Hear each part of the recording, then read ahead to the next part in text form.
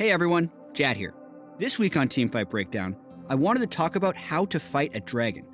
A great dragon fight happened in Week 10 of Korea's LCK, when the ROX Tigers played SKTelecom T1. Now, this will be the third time we featured the ROX Tigers on Teamfight Breakdown, but this week, we'll show an example of why ROX has been the first place team in Korea all season, rather than showing the rare moments when their opponents get the upper hand. When approaching a dragon fight, there are many things to keep track of. Where are the wards? Is a teleport flank possible? Will my team get collapsed on? Is the purpose of this dragon to kill the dragon or to force a fight? Furthermore, what would an ideal teamfight look like for each team? Well, for ROX's ideal fight, Gorilla's Nautilus and Smeb's Poppy would act as a front line and buy time for Peanut's Kindred and Prey's Sivir to auto-attack. Meanwhile, Curls LeBlanc would threaten priority targets in the backline and prevent enemy DPS onto ROX's tanks, or just help burst with Peanut and Prey. SKT, on the other hand, would hope to prevent flanks entirely. They would prefer standard fight lines, with clear tanks in the front line soaking damage and providing CC, and damage dealers in the back line focusing whoever is caught. That way, they can use the zone control of Faker's Azir and Duke's Trundle to move as a unit and bully their opponents around. Trundle's ability to shred enemy tanks' resistances, combined with the damage of Azir and Vayne, makes SKT's comp a formidable 5-man unit. At this point in the game, SKT have been unable to find fights and are looking to force a team fight at Dragon. ROX knows this, and before the Dragon even spawns, Smeb recalls to base to set up a Home Garden-powered teleport. He then waits on his fountain, maintaining the Home Guard speed bonus, while looking for the right time to TP in. SKT then move up through ROX's vision and look to gain control of the river so they can dictate the upcoming Dragon fight. As they enter the river, Duke's Trundle places a pillar of ice, and SKT recognize that Peanut's isolated from the rest of his team. Faker dashes towards Peanut and pushes him into his own jungle. At this point, SKT's incurring a huge risk and is daring ROX to fight them. SKT hopes they can overpower any split force from ROX by setting up proper fight lines.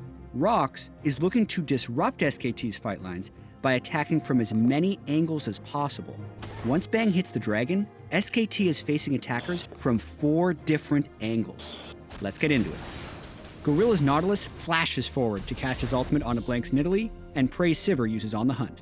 Simultaneously, Smeb's Poppy teleports in and zooms to the fight, flashing for position to land a 2-second stun on Faker's Azir against the wall. As Gorilla's Depth Charge completes, it knocks up 3, and then Smeb instant casts his Poppy ultimate to knock up 2. All of this CC buys time for the entire ROX team to join the fight. SKT isn't going down easy though, and they have a couple of ways to disengage from ROX's approach. Wolf's Braum uses Glacial Fissure to slow everyone down, Bang's Vayne uses Condemn on Peanut's Kindred to knock him back, and Faker's Azir flashes backwards and throws out his Emperor's Divide to further push Smeb and the rest of ROX away.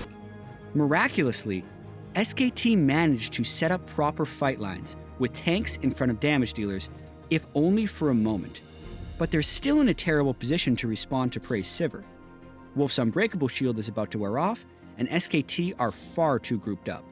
But because SKT put so much damage on Gorilla, who had flashed in to start the fight, they were emboldened to push forward. And this is where Prey's Sivir took over the fight. Prey's Ricochet crits 3 times in a row, and he gets a static Shiv proc on his 3rd attack. The 3 ricochets and static Shiv proc alone deal 3,512 damage to SKT and finish off Faker. And as if that wasn't enough, Prey also catches Blank with both ends of his Boomerang Blade to completely turn the fight in ROX's favor. From there, ROX look to chase and build on their advantages. And remember, SKT already used all of their defensive ultimates earlier in the engagement, so it's going to be tough for them to escape. Smeb's Poppy stuns Wolf's Braum with a heroic charge, and Curls LeBlanc flashes in not only to finish the kill, but also to land a beautiful ethereal chains onto Bang's Vayne. The rest of ROX continue to chase, and Prey flashes to pick up 2 more kills and the quadra. In preparing for the dragon fight, the ROX Tigers did everything right. Before it even started, Smeb recalled to make sure he was ready with home guards. ROX had vision of SKT through SKT's entire approach into the river, and they had a perfect ward for Smeb to teleport in on. ROX also knew exactly what to do when SKT brute forced their way into the river to move towards Dragon. Instead of funneling into SKT, ROX disrupted SKT's ideal team fight by getting onto Faker as fast as possible and forcing the early use of SKT's defensive abilities. It was ROX's clean initiation and the ensuing reaction from SKT that created the opportunity for Praise Sivir to wreak havoc with Ricochet. With the ace of the Dragon Pit, ROX took full control of the game on their way to a 2-0 series victory over SKT to maintain their spot at the top of the standings as the #1 team in Korea.